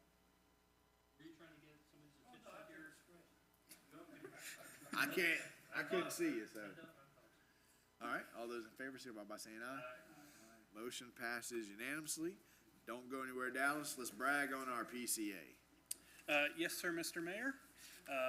Recommended action for this item is for the commission to receive the presentation. As the commission is aware, we set a power cost adjustment, or a PCA, every month on our electric utility bills. The PCA reflects the cost of our wholesale power. Wholesale power is about 70% of our total electric system expenses and about 70% of our customers' bills. The PCA is a mechanism in which we can quickly and rapidly adjust due to market and recover cost for energy charges by increasing that PCA to our customers. So the PCA is applied on top of your current base rate to generate enough funds for us to make our wholesale power cost adjustments. Any surplus funds generated by the PCA are kept in what we call a rate stabilization fund. We use that rate stabilization fund in normal years to help levelize bills. So when bills are higher in the summer and winter months, we lower the PCA and use some of those funds out of the rate stabilization fund to artificially lower our customers' bills. And in the fall and spring, when bills aren't as high, we raise them up a little bit so customers don't have whiplash throughout the year from rates.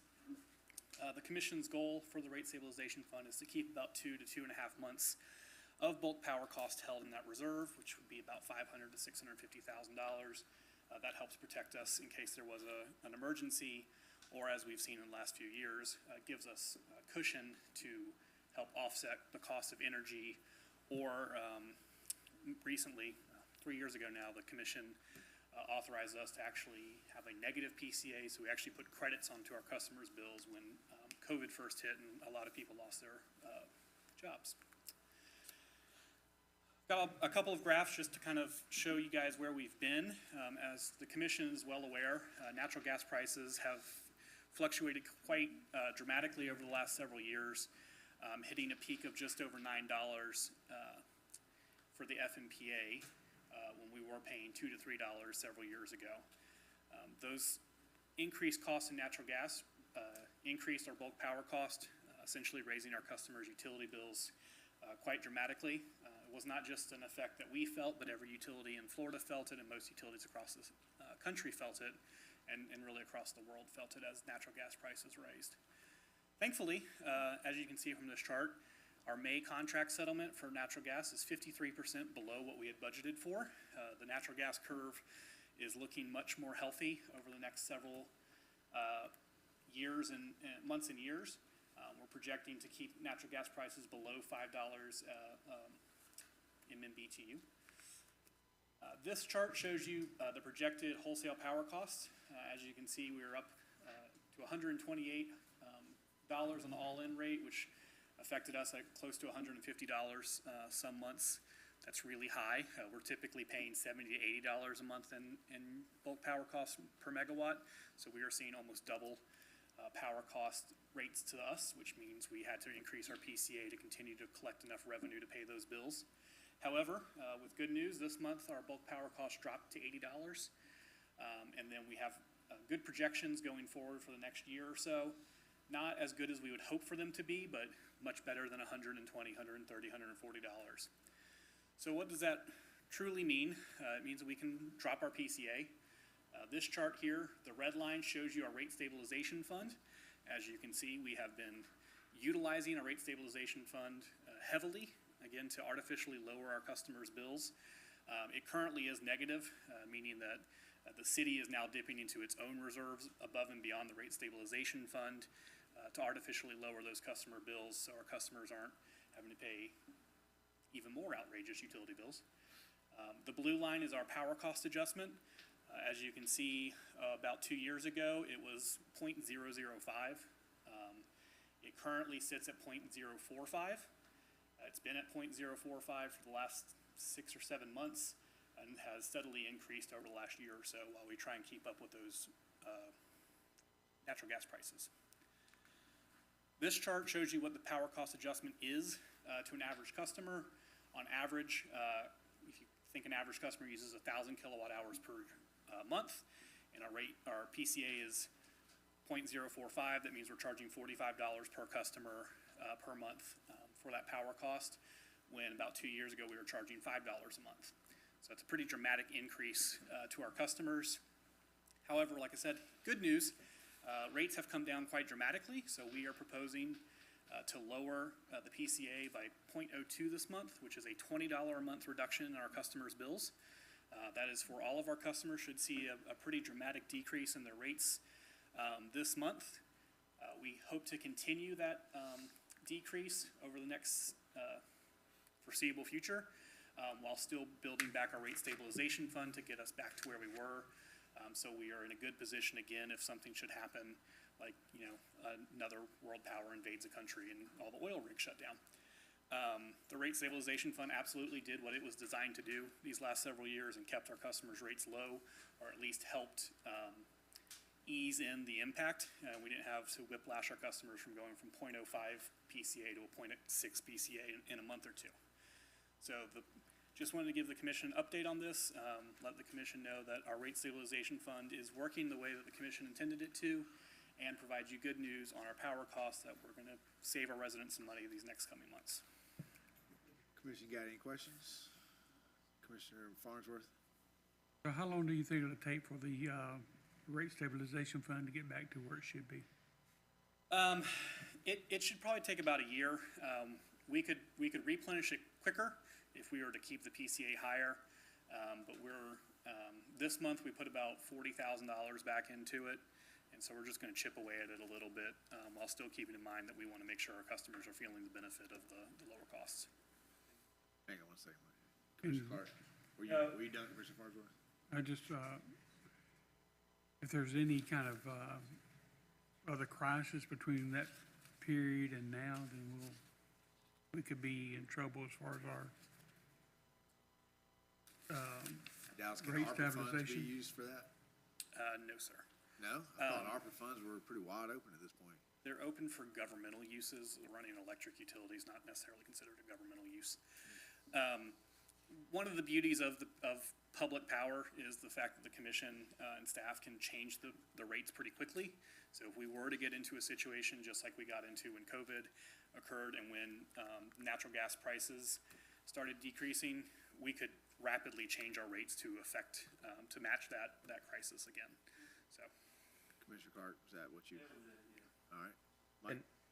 And just to remind the commission, it's harder to do what Commissioner Farnsworth was asking about.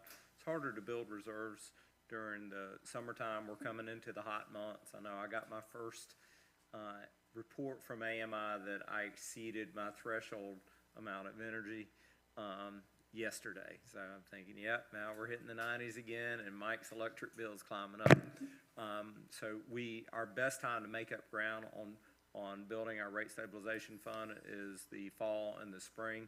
We're kind of coming out of that, but staff definitely watches it. FMPA helps us watch it. I just wanted to make a comment generally to the commission that what Dallas and his team does with the rate stabilization fund, what the city of Newberry does with rate stabilization, very sophisticated. Even mid-sized utilities don't manage rate stabilization like we do. You can find some very large utilities, Lakeland comes to mind, OUC, JEA, that do this as part of their normal portfolio. But Dallas and his folks have come up with a program that really works well. I think there was a lot of commission input, to be fair, back in the day when we started pursuing this. But like AMI, it's very sophisticated utility stuff that our team does for the benefit of our customers. I agree, and I appreciate, I know that everybody's utility bill is hard right now, but, and we still get those calls and complaints, but it's nothing like some of the people around us are dealing with. And so I know it's higher than it has been, but it's not as high as it would be if we didn't have such professionals at the helm looking ahead. Do we need a motion to accept the PCA? there's no action required, Mr. Okay. Mayor. So, Dallas, stay right there, and let's go into this budget calendar while he's flipping from one to the next. I'd ask that you guys, will you get your summer vacation plans to Miss Randa, and we've got comprehensive plan workshops, we've got budget workshops. I know there's something else that's gonna require workshops that I'm not thinking of right now, so we're gonna have a busy summer. So if we can get her the times when we won't have a quorum, I know we don't need a quorum for a workshop, that's not my point, but there's no sense in having this if only one or two of us are gonna be there, right? So we know that everybody's gone on some week, we'll just shift, right? Dallas? Thank you, Mr. Mayor. Recommended action for this item is to discuss and set the fiscal year 2024 budget calendar. I realize that may or may not be feasible, but any input you have of dates that do or do not work at this time would be much appreciated. Our budget calendar, Now, Mike, I think he's making the font smaller. And from week to week, I think he just makes it smaller on purpose. He's doing it on purpose. Just to mess with me. Yeah. Am I supposed to read any of this? All right, I'm gonna turn. well, yeah. Go ahead. The dates we tentatively have selected for the budget workshop are as follows. The first budget workshop, June 7th at 5:30 PM. The second budget workshop is a workshop specifically on capital improvement plan to discuss all of the capital improvements and all the various funding sources we have. That's scheduled for June 21st at 6 PM. The second budget workshop, which is going to be on governmental funds, is scheduled for July 12th at 6 PM. The third workshop is August 2nd. That's going to be on your utilities, your proprietary funds at 6 PM. Your final workshop scheduled for August 30th. Doesn't have a time, but it should be at 6 PM. Those dates work or not work for? Remember, we have a commissioner that struggles to get here at 6, so I think even our I know, workshop. I would just say that I will go on the calendar for Yeah. our out-of-town stuff and get back to your meeting. Okay. I know that I'm out of town the first one, the 7th. Not that there's any real meat and potatoes to that meeting, but that's the only one that's jumping out off the page at me right now. Well, and if I could read it from here, I could tell you, but.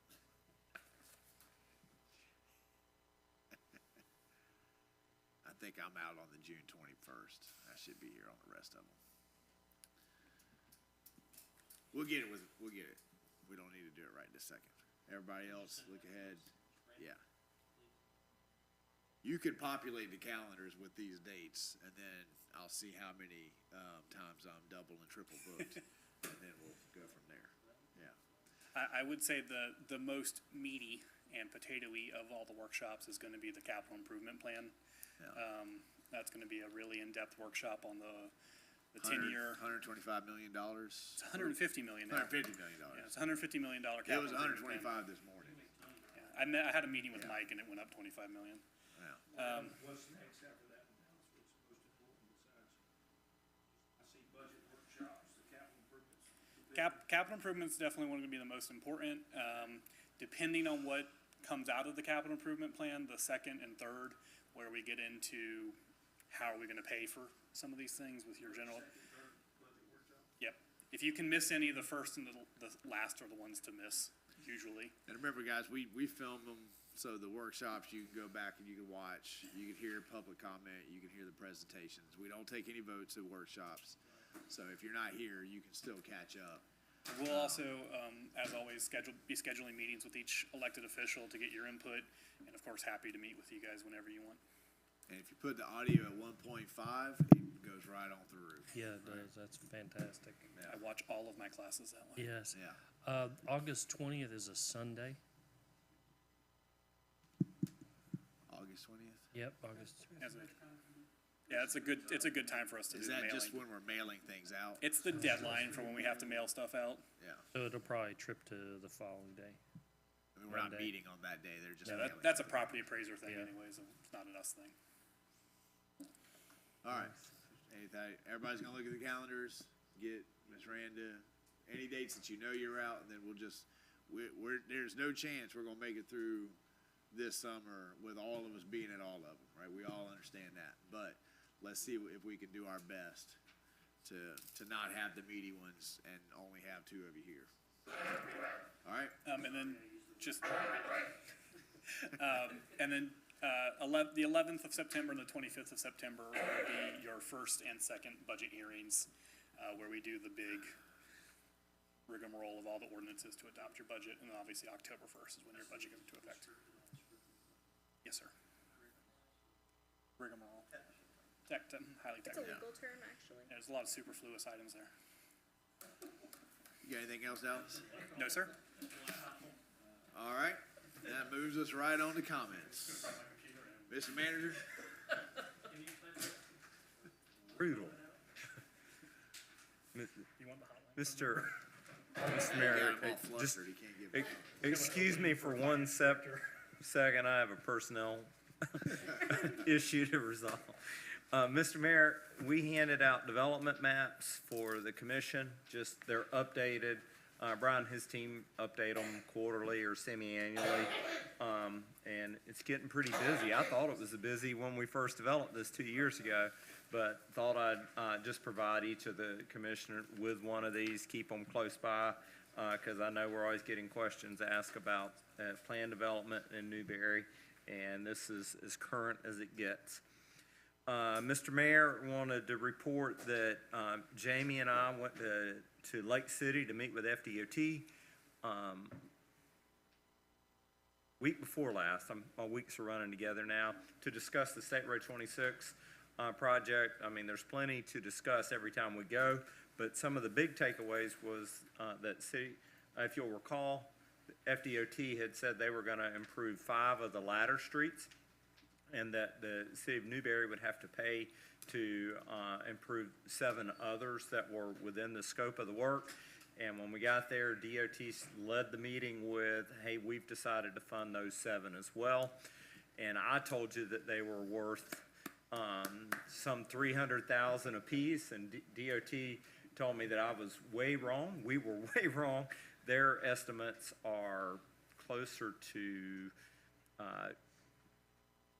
$2.8 million for those 7 additional streets that they're planning to do. Now, construction costs have really been escalating, but they indicated that this was an additional $2.8 million in state contribution.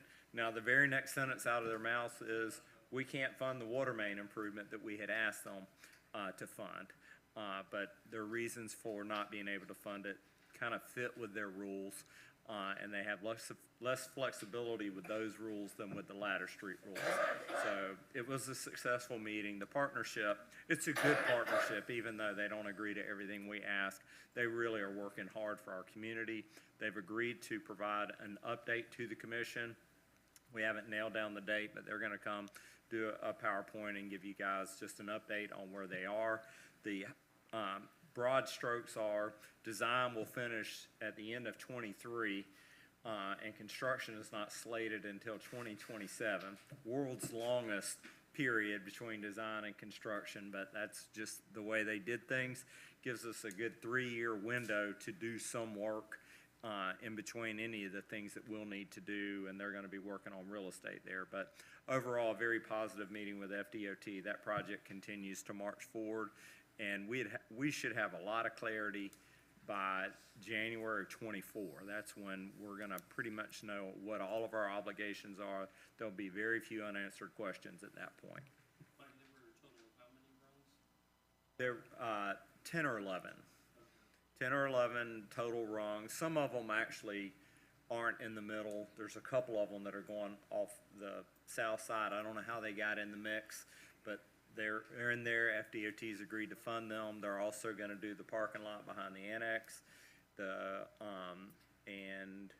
parking improvements. There's a parking lot across the street where there's a retention basin today across from Dollar General, behind Pickett's. There's a new parking lot slated for there. So DOT likes the partnership, and their team seem to be trying to find ways to help Newberry afford our fair share of the project. Mr. Mayor, your staff leadership took a trip to Tallahassee to evaluate. We do this every year or twice a year to get ideas on things that might be good for Newberry. So going to Tallahassee, which is a much larger city, definitely is one of those, well, how can you scale it? But we visited a park in their downtown that was formerly a Superfund site, I kid you not, had an old power plant there that had been closed and abandoned, and the chemicals from the fuel oils had contaminated. and it was a slummy area of town, and they used $32 million in funding from their CRA to build a 24-acre park. Within that 24-acre park, the primary purpose of the park is to serve as a stormwater retention basin. But it has so many amenities, you forget that the stormwater retention basin is its core purpose in life. It also, they have an amphitheater. It's not an extravagant one, seats about 3,000 people. Really nice amphitheater.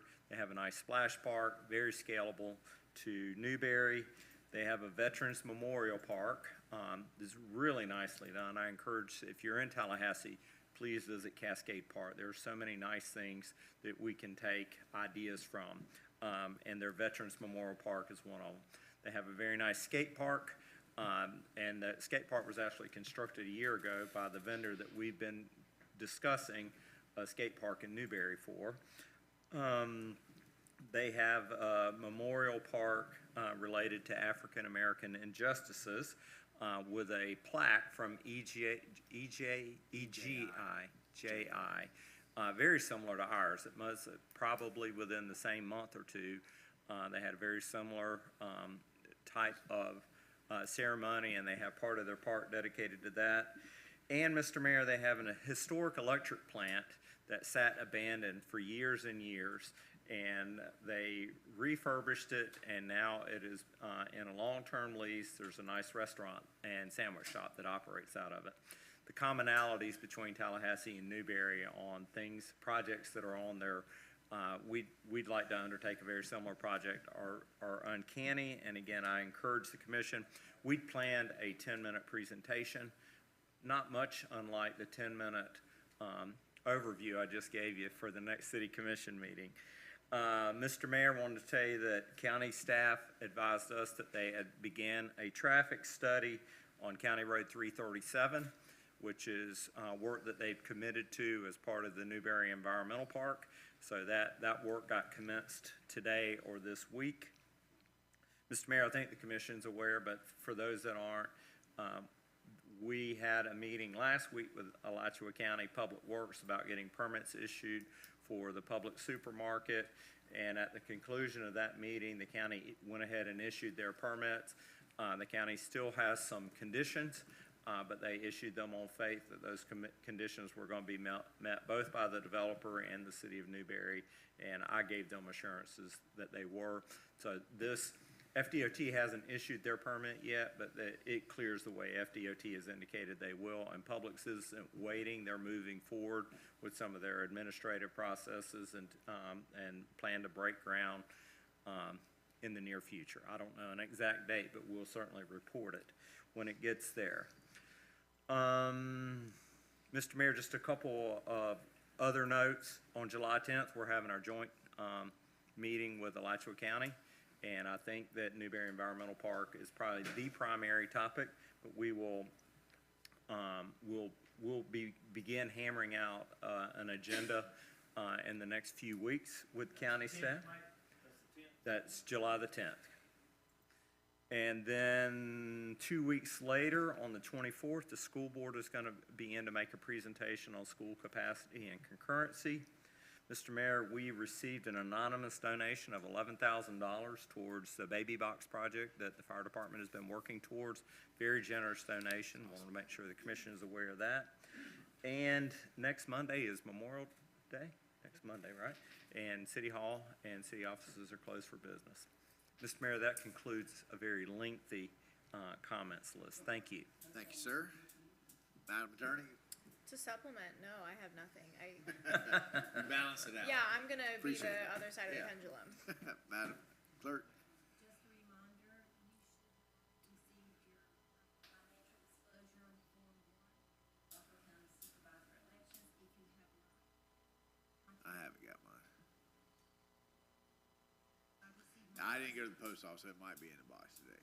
Please let me know so I can, Yeah. get on it. All right, thank you, ma'am. Commissioner Coleman? I just want to thank everybody for reaching out to me with the passing of my mom.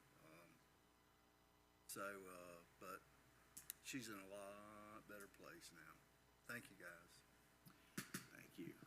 Commissioner Clark? God bless America and those troops that are deployed. Thank you, sir. Commissioner Farnsworth?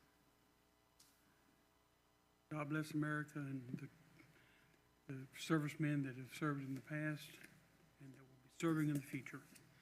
And question for the attorney, I need a synopsis of the SEC versus Glenn W. Turner with F. Lee Bailey as a defense attorney. He's been down there researching. He spent some time on that. He has. Yeah. Just Wow. give Scott's answers. I'll be happy to research that for you and get back to you. Yeah. Scott will be delighted to look into that for you. Thank you, sir. Commissioner Martin? I was out of town for the Watermelon Festival, but all the feedback that I saw was very, very positive. So I appreciate everybody who puts in time and effort to pull that together year in and year out. It's a marquee event for us, and it's just one of those great things that make us a character community. Yeah, I'll start with that too, because it was a great day, great festival. Parade was nice. So all of the guys, men, women that spend all year doing that, it was fantastic. This was Lewis Stokes' 25th Watermelon Queen that he's been a part of crowning and announcing there. That was great. Certainly want to acknowledge our Panther baseball team who went all the way up to the state competition, lost by one point. Certainly gave Chipley a much harder time than the next team that they faced, but they represented us well. They had a great day. And I want to thank the community came together to send them up there, just like Newberry always does. But going to state is about a $10,000 expense to send that many players and coaches. And the town came together and made sure that they went. They had everything they need. So thank you. I'm not going to list everybody because we'd be here till 11 o'clock. But just know that we see you and we appreciate all the businesses and folks. Whoever gave the 11,000 fall right into that category. We certainly appreciate them. That's awesome as well. And then of course we all know the end of the school year is coming for the students. So that changes things, in terms of the town and all of that. So if you got kids that need summer employment, I know the Children's Trust is still looking for both kids and businesses who will take those kids on.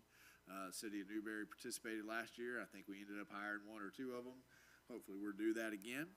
A couple of years ago, we had some interest in the old light plant here. We had some people that wanted to, and that has resurfaced. So I'd like to get that back on y'all's radar, RFP that out, let people give y'all some proposals of what they want to do. But if we can move that up in the priority list, I know that there's at least 2 applicants that are promising that they will put in an application or a proposal if we put it out. And then I just want to address the meat packing plant because we will have that on the joints.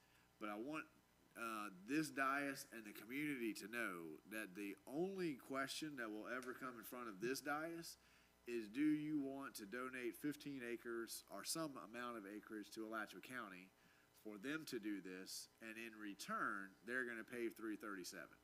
That's the only question you guys are ever going to have. You're not going to be asked to run it. You're not going to be asked to manage it. You're not going to be asked to manage whoever the management company is. That this won't have anything to do with you. This is not a long-term relationship. This is a straight up, you get this acreage for this project, we get 337. That's it. So that's the only question that's going to be in front of you. That's what the interlocal agreement will say.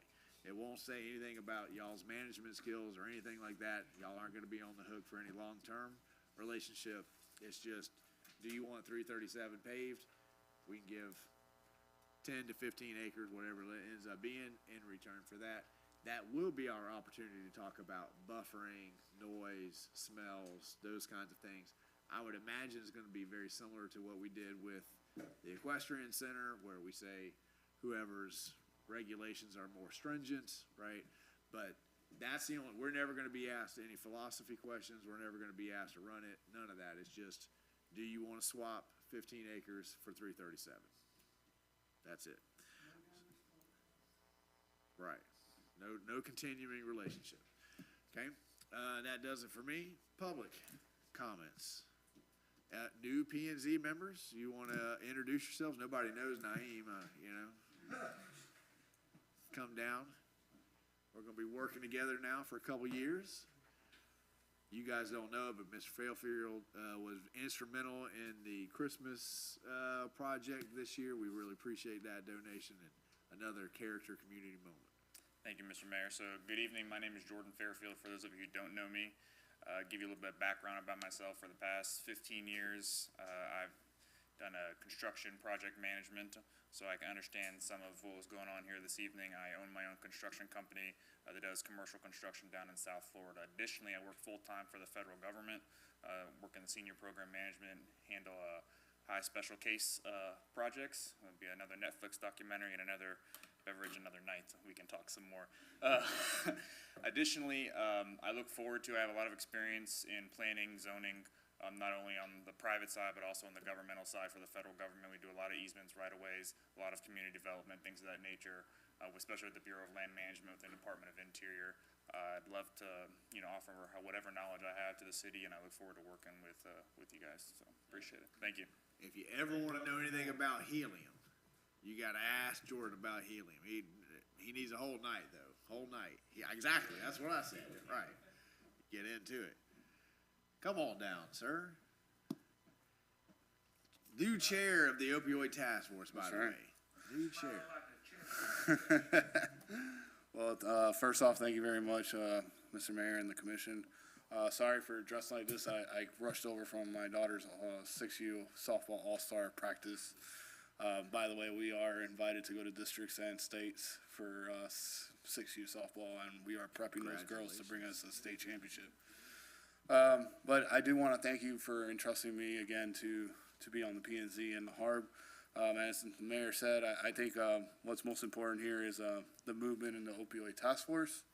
I just recently got moved into the chair position, and I look forward to, continuously headhunting that. We got in the chair position. We got a brand new tent that stood out like a beautiful thing in the Watermelon Festival. If you guys were there, you saw this big yellow tent with our task force on it.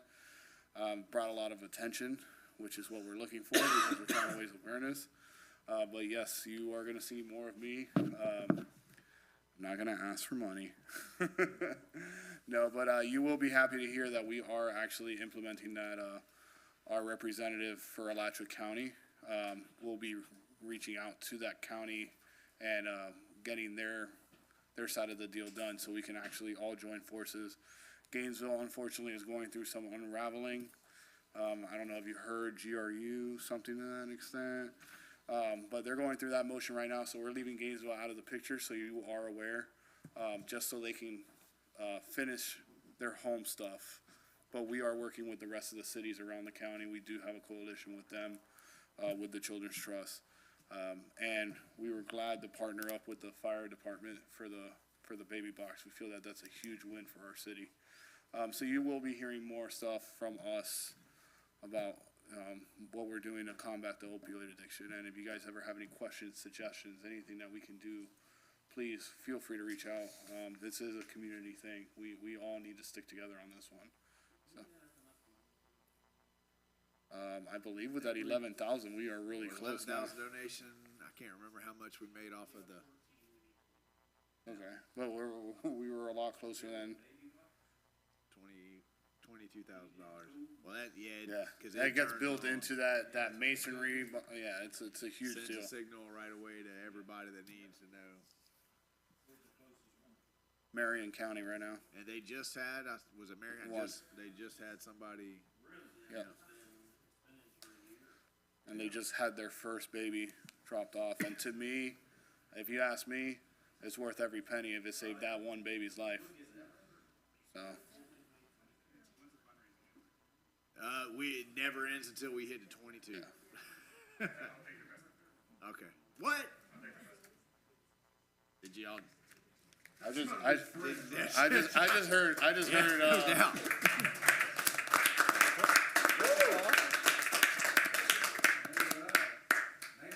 Somebody text the chief. yeah, Somebody please, text the some chief. tough logo real quick that, we just Wow. got funding. So thanks, Jordan. It's important for cities regardless.